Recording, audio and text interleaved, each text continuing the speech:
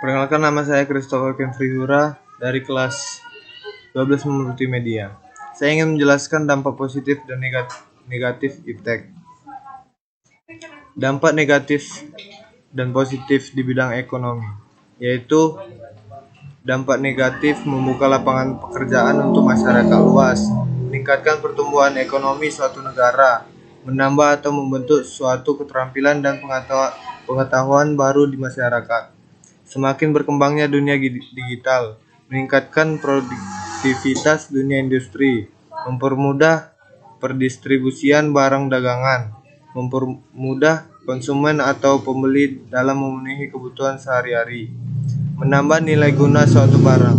Begitu pula dampak negatifnya, adanya aksi tipu dan menipu yang dilakukan secara online pada konsumen, terjadinya pengangguran pada tenaga kerja yang tidak memiliki keterampilan baru, meningkatnya budaya dan sifat konsumtif yang ada di lingkungan masyarakat, bertambahnya tempat judi online, terjadinya resistensi saat melakukan transaksi online pada sebagian masyarakat, semakin berkurangnya sumber daya alam yang ada di setiap negara karena terus dilakukan eksploitasi, menimbulkan banyak polusi dan pencemaran lingkungan akibat asap pabrik dan limbah pabrik.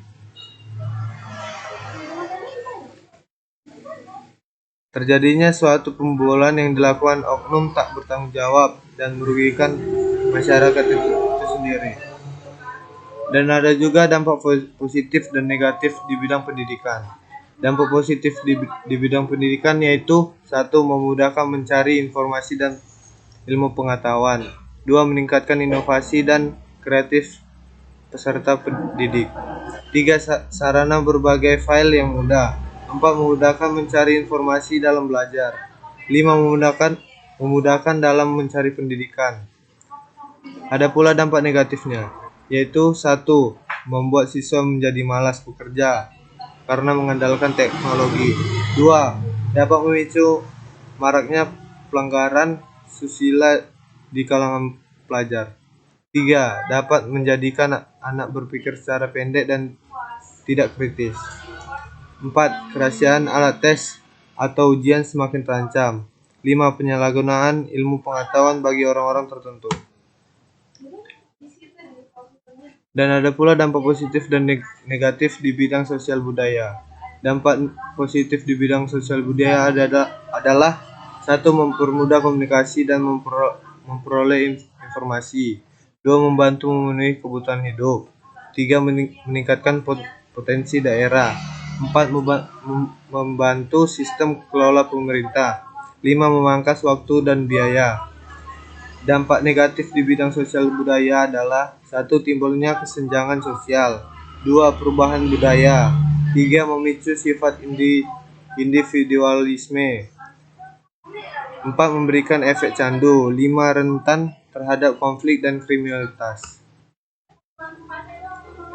Ada pula di bidang kesehatan dampak dan positifnya. Dampak positif dan negatifnya.